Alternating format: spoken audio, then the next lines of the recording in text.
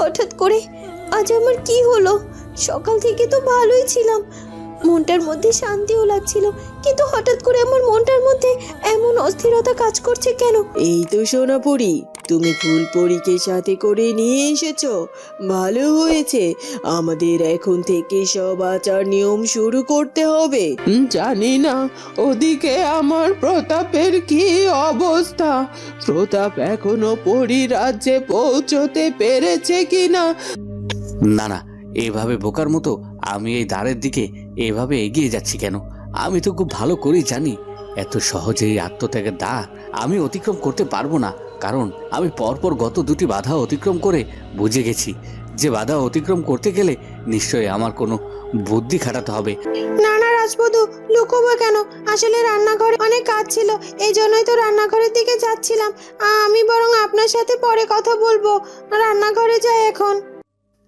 কি হলো কি প্রতাপ, তুমি চুপচাপ দাঁড়িয়ে আছো যে? আমার কোনো কথার উত্তর দিচ্ছ না কেন? বলো, তুমি কি তোমার প্রিয় জিনিসকে ত্যাগ করতে পারবে?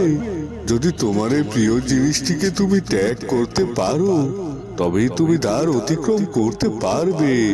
আর যদি না করো, তাহলে পারবে না। এসব কি বলছো কি? তুমি তো খুব ভালো করেই বুঝে গেছো যে আমার সব থেকে প্রিয় জিনিস হলো আমার ফুলপরি। আর তুমি কি না আমার ফুলপরিকে আমার কাছে চাইছো?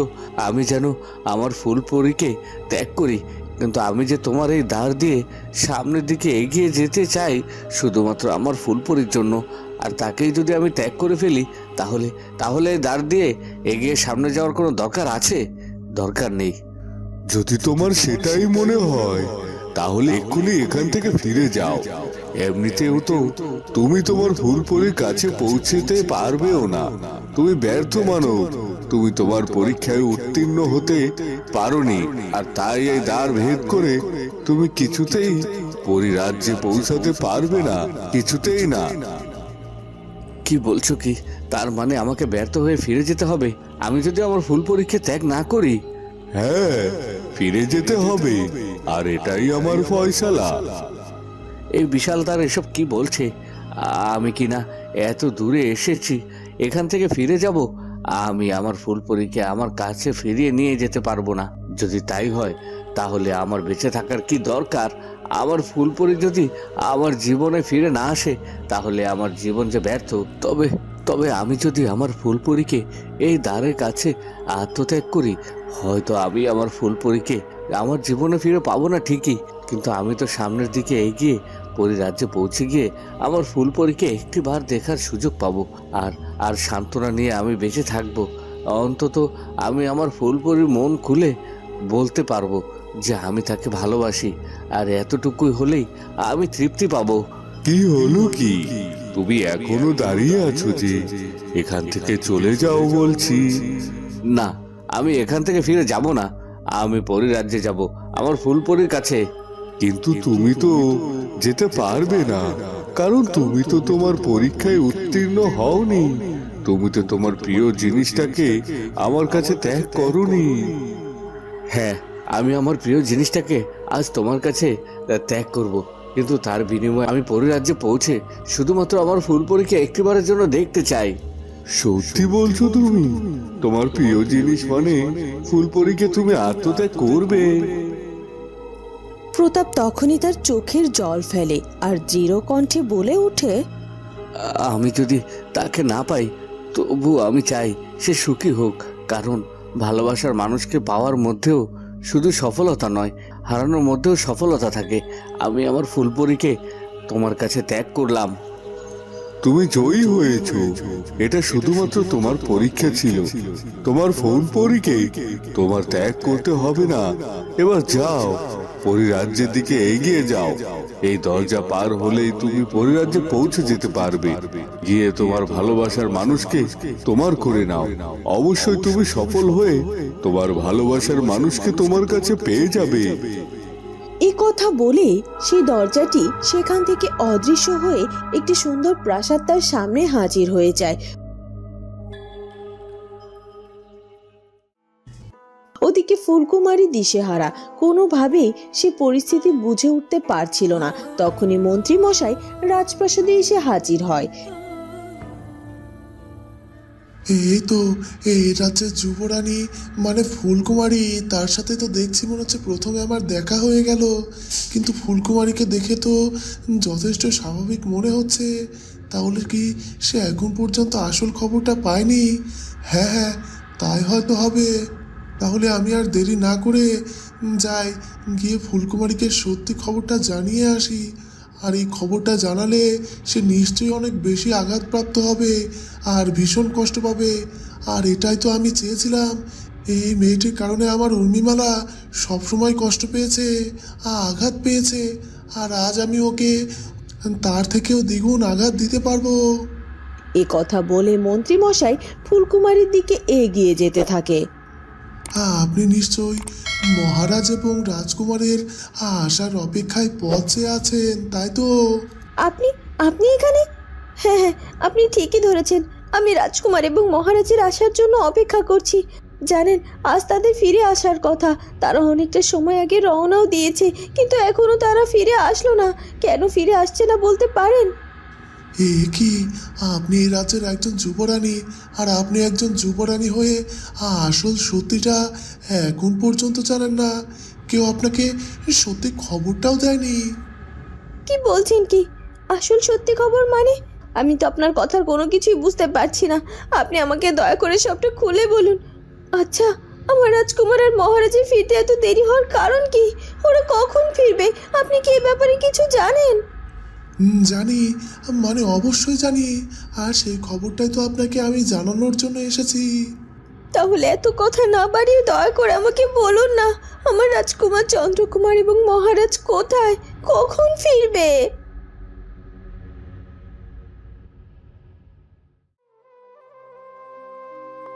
কি বলছিস কি দাসী?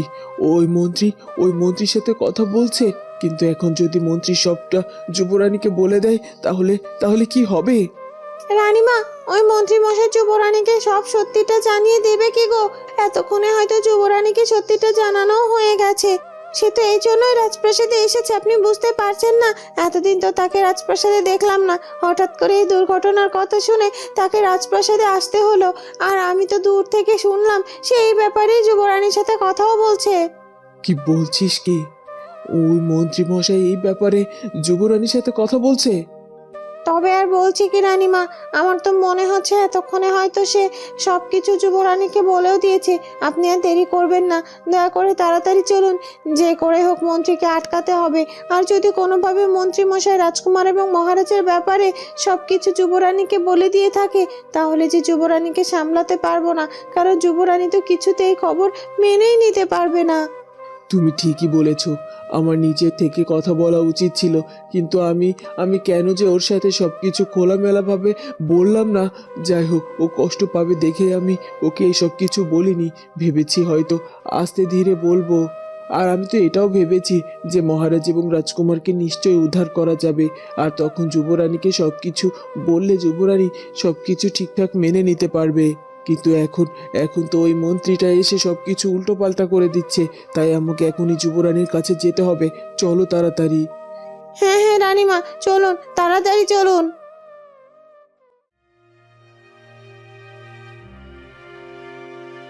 ওদিকে রানীপরি আর সোনাপরির হাতে তাদের জাদুদণ্ড। তারা তাদের জাদুদণ্ডকে ফুলপরির দিকে তাক করে দাঁড়িয়ে আছে, আর চন্দ্রপুষ্প থেকে আলোক রশ্মি বেরিয়ে ফুলপরিকে পুরোপুরিভাবে আবৃত করে ফেলেছে।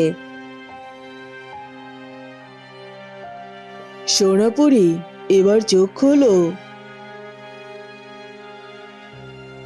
কি পরি রানী, এত তাড়াতাড়ি আমাকে চোখ খুলতে বললেন যে? তাহলে কি ফুলপরি তার পরিশক্তি ফিরে পেয়েছে? কি পরি রানী, ফুলপরি তো এখনো তার পরিশক্তি ফিরে পায়নি। তার তো এখন পর্যন্ত পাখাও গজায়নি। সোনাপরি, ধৈর্য ধরো, আর সামান্য কিছুটা সময় পরেই ফুলপরি তার সব পরিশক্তি ফিরে পাবে, তার পাখা পরিপূর্ণভাবে গজাতে শুরু করবে।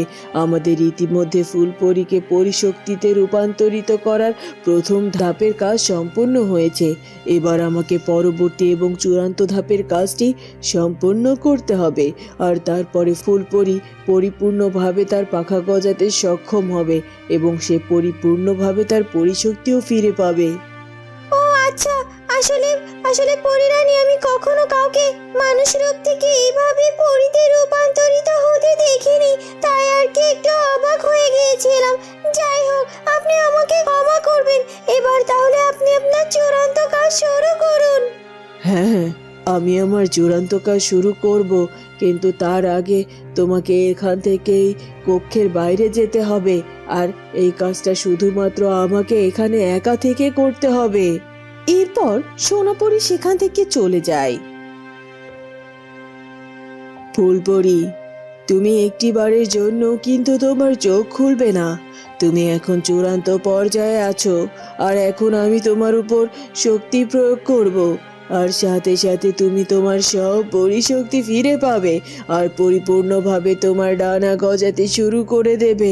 তাই বলছি, কোনোভাবে ভুলেও একটিবারের জন্য তোমার চোখ খুলবে না।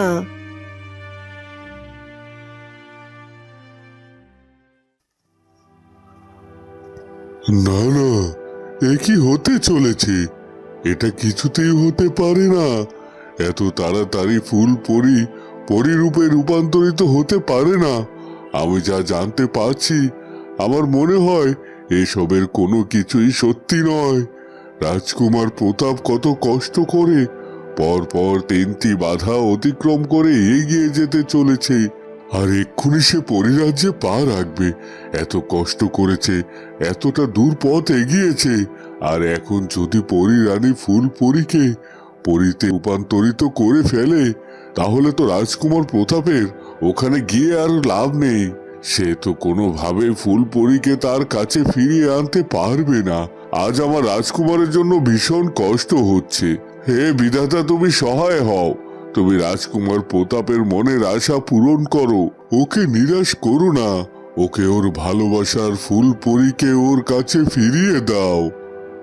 ওদিকে রাজকুমার প্রতাপ পরিরাজ্যে প্রবেশ করে। পরিরাজ্যের সুরক্ষিত দেওয়াল রাজকুমার প্রতাপের পথ আটকে রাখতে পারে না, কারণ তার ভালোবাসার শক্তি এতটাই বেশি ছিল, সে সব বাধার দেয়াল তাকে আটকে রাখতে পারেনি।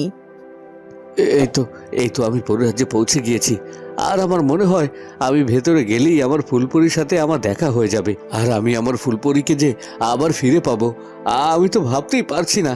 আমি সত্যি সত্যি পরিরাজ্যে পৌঁছাতে পারবো। হে বিধাতা, তোমাকে অশেষ ধন্যবাদ। তুমি আমাকে সাহায্য করেছো, আমাকে পরিরাজ্যে নিয়ে এসেছো। আর আমি জানি, আমি যদি আমার ফুলপরির সামনে এগিয়ে দাঁড়াই, তাহলে ফুলপরি আর কিছুতেই আমার উপর অভিমান করে থাকতে পারবে না। আর যখন জানতে পারবে আমি ওকে ভালোবেসে ওকে ফিরিয়ে নিয়ে যাওয়ার জন্য এখানে এসেছি, তাহলে ভীষণ খুশি হবে। তাই আর দেরি করব না, এক্ষুনি আমাকে ভেতরে যেতে হবে।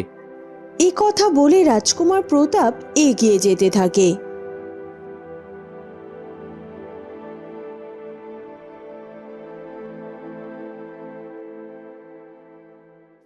কি হলো কি? সেই তখন থেকে আপনি আমাকে কি একটা সত্যি কথা বলবেন বলে বলে বলছেন না, শুধুমাত্র বাহানাই করে যাচ্ছেন। বলুন না, কি বলতে এসেছেন? বলছি, অবশ্যই বলছি। আসলে আপনার রাজকুমার আর মহারাজ কোনোদিনও আর এই রাজপ্রাসাদে ফিরে আসবেন না, কারণ তারা যে আর বেঁচে নেই। এসব কি বলছেন কি আপনি? আমার রাজকুমার বা মহারাজ বেঁচে নেই মানে? আপনার মাথা ঠিক আছে তো? হ্যাঁ মাতা, ঠিক আছে।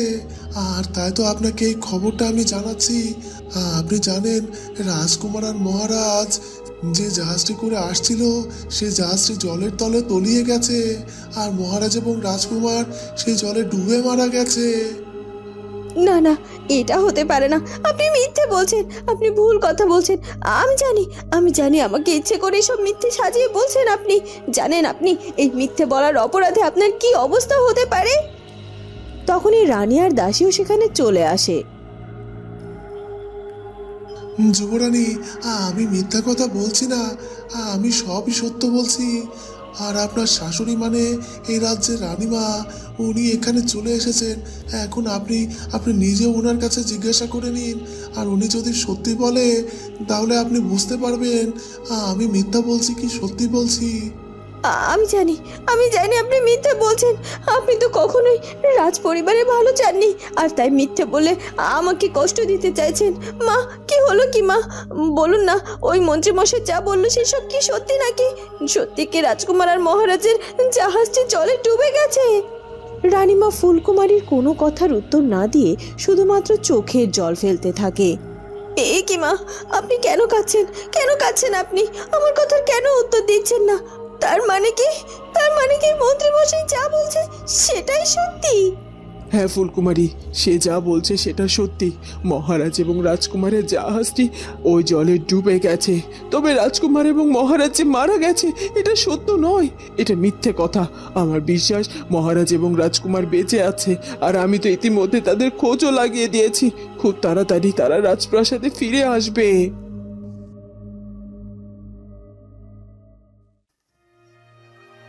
ওদিকে পরীরানী তার পরবর্তী এবং চূড়ান্ত ধাপের শক্তি প্রয়োগ করে ফুলপরীর উপর। ফুলপরি, আর কিছুক্ষণের মধ্যেই তোমার পাখা গজাতে শুরু করে দেবে। তুমি আবার পরীতে রূপান্তরিত হয়ে যাবে। সত্যি আমার ভীষণ আনন্দ লাগছে। অবশেষে আমি তোমার পরিশক্তি ফিরিয়ে দিতে পারছি। তুমি কোনোভাবে আর একটুও নড়াচড়া করবে না, দাঁড়িয়ে থাকো।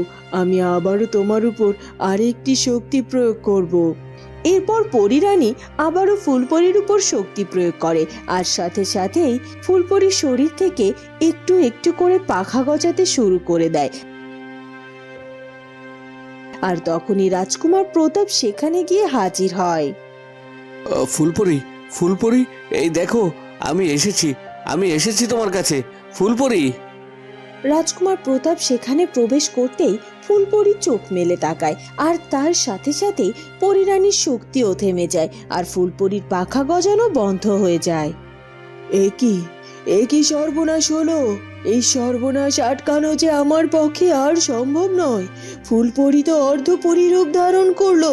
সে এখন না কোনো মানবী, না কোনো পরী।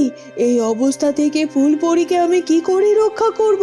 এই যে মহা অঘটন ঘটে গেল। ফুলপরি এক দৃষ্টিতে চেয়ে আছে প্রতাপের উপর, আর সে অর্ধপরী রূপে দাঁড়িয়ে আছে, আর রাজকুমার প্রতাপও ফুলপরির দিকে চেয়ে আছে। কিছুতেই যেন তার চোখের দৃষ্টি কোথাও সরছিল না। বন্ধুরা, কি হতে চলেছে এরপর সেটা জানবো আমরা ফুলকুমারী গল্পের পরবর্তী পর্বে। আর আমাদের আজকের পর্বটি ভালো লাগলে অবশ্যই আমাদের চ্যানেলটিকে সাবস্ক্রাইব করে দিও। দেখা হবে নতুন পর্বে। ধন্যবাদ।